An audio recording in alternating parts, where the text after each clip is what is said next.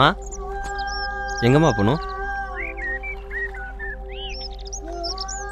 அம்பிகாபுரம். சரிம்மா வாங்க போகலாம்.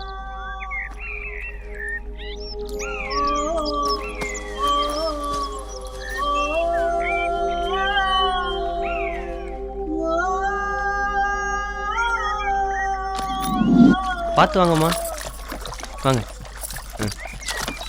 நடுவில் உட்காருங்க. ஆமாம், அம்பிகாபுரத்தில் யாரை பார்க்க போகிறீங்க? சரவண ஐயர் அனாதை இல்லத்துக்கு போயிட்டுருக்கேன். ஓ, நீங்களே என்ன மாதிரி ஒரு அனாதை தானா? எல்லாரும் இருந்தும் அனாதனா. பாசம் வச்சிருக்க உயிரை காப்பாற்றிக்க முடியாமல் உயிராக இருந்த நட்பையும் கெடுத்துக்கிட்ட அனாதனா.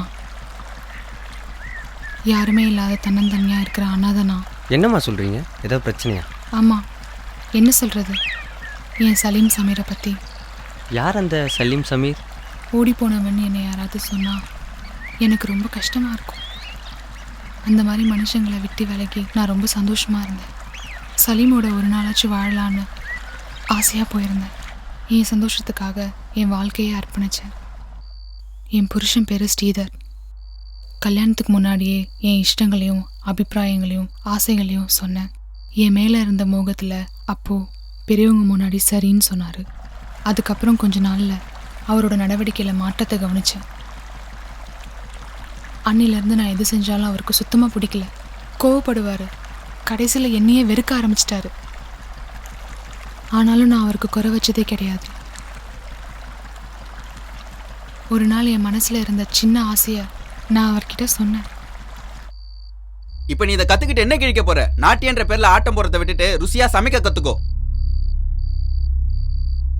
அது எங்க அம்மாவோட சின்ன ஆசை, வேணான்னு சொல்லாதீங்க. உனக்கு தாலி கட்டினது எனக்கு 3 வேளை சமைச்சு போறதுக்காக தான். அதை விட்டுட்டு வீதியில தயா தக்கான ஆட்டம் போறதுக்கு இல்ல. கொடு. அவர் பேசினதுல எனக்கு எந்த வருத்தமும் கிடையாது. எப்படியாவது குச்சிப்புடி கத்துக்கணுன்றதுல நான் குறியா இருந்தேன். ஒரு நாள் என் ஃப்ரெண்டுக்கு ஃபோன் பண்ணி சரவணன் ஐயர் நம்பரை வாங்கிட்டேன். குருநாதரை பார்க்கறதுக்காக பஸ்ஸுக்கு வெயிட் பண்ணிட்டு இருந்தேன்.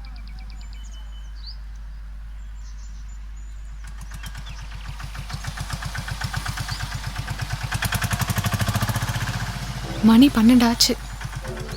11 மணிக்குள்ள வர சொன்னாரு.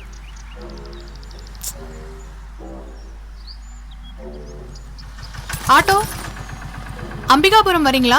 இல்லைங்க, வராது. ச்சே, எப்படி போறது?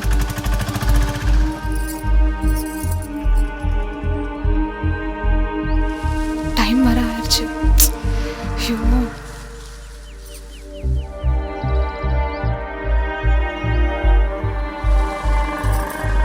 ஏங்க தரித்திரம் பிடிச்சவன், மூஞ்ச பாரு, நிக்காம போறான். லூஸ்.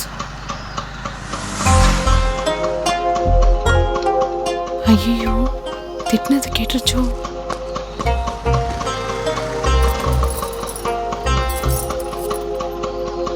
நீங்கள் என்ன நினைக்கிறீங்கன்னு எனக்கு தெரியும். வாங்க போகலாம். வண்டியில் இருங்க. தேங்க்ஸ்ங்க, கொஞ்சம் சீக்கிரமாக போகணும். வேகமாக போங்க. எங்கே போகணும்?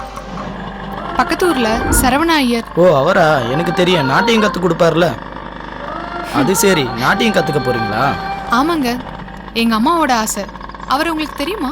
அவரை பற்றி தெரியாத ஆளுங்க இங்கே யார் இருக்காங்க? இந்த ஊரில் இருக்க ஆளுங்களுக்கு எல்லாருக்கும் நல்லா தெரியும். ஆமாம், இங்கே நீங்கள் என்ன பண்ணிட்டு இருக்கீங்க? நானா ஆட்டுத்தோல்லாம் வாங்கி டவுனில் விற்றுட்ருக்கேங்க. ஏதோ பொழப்பு நடந்துட்டுருக்கு. இந்த அக்கம் பக்கம் கிராமத்தில் தாங்க சுற்றிட்டு இருப்பேன். ஆமாம், உங்கள் வீட்டுக்காரு கொஞ்சம் சீக்கிரம் போகிறீங்களா? 11 மணிக்கு வர சொன்னார். மணி 12 ஆகுது. எனக்கு பயமாக இருக்கு. உங்கள் வீட்டுக்காரோட வந்திருக்கலாம் இல்லைங்க? அவர்லாம் வரமாட்டார்.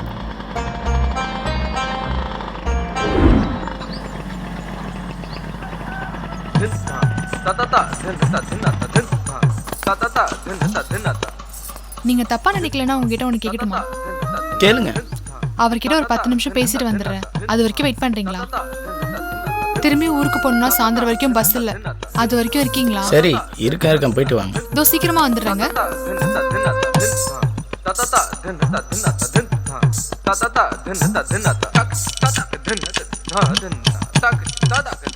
வணக்கம் ஐயா. வணக்கம் அம்மா. பாரம்மா, உன் ஆர்வம் எனக்கு புரியுது. ஆனா உன் கணவனே எனக்கு பார்க்கணும். அவரால் இங்கே வர முடியாது ஐயா. பாரம்மா, நீ ரொம்ப தூரத்திலிருந்து வரணும். நடக்கக்கூடாது இருந்து நடந்தால் உங்க வீட்டுக்காரங்க உங்க சொந்தக்காரங்க இங்கே வந்துடுவாங்க. அதான் உன் கணவனை பார்க்கணும்னு சொன்னேன். அந்த அளவுக்கு புரிஞ்சுக்கிறவரா இருந்தா இவங்க ஏன் தனியாக வர போகிறாங்க? நீ யாரப்பா? மன்னிச்சுக்கோங்க குருஜி, என் பேர் சலீம். ஊராக சுற்றி ஆட்டுத்தோல் விற்றுட்ருக்கேன். இவனை பற்றி உனக்கு எப்படி தெரியும்? அவங்கள பற்றி தெரியாது குருஜி, அவங்க பேசுகிறத வச்சு நான் புரிஞ்சுக்கிட்டு சொன்னேன்.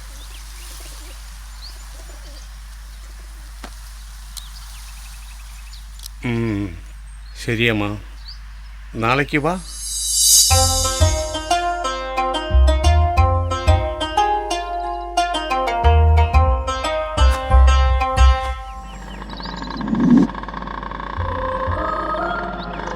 ஆமாம், உங்கள் ஊர்லேருந்து 6 மணிக்கு மேலே வர்றதுக்கு பஸ் இல்லையேங்க? ஆமாங்க, காலையில் எப்படி வருதுன்னு யோசிச்சுட்டு இருக்கேன்.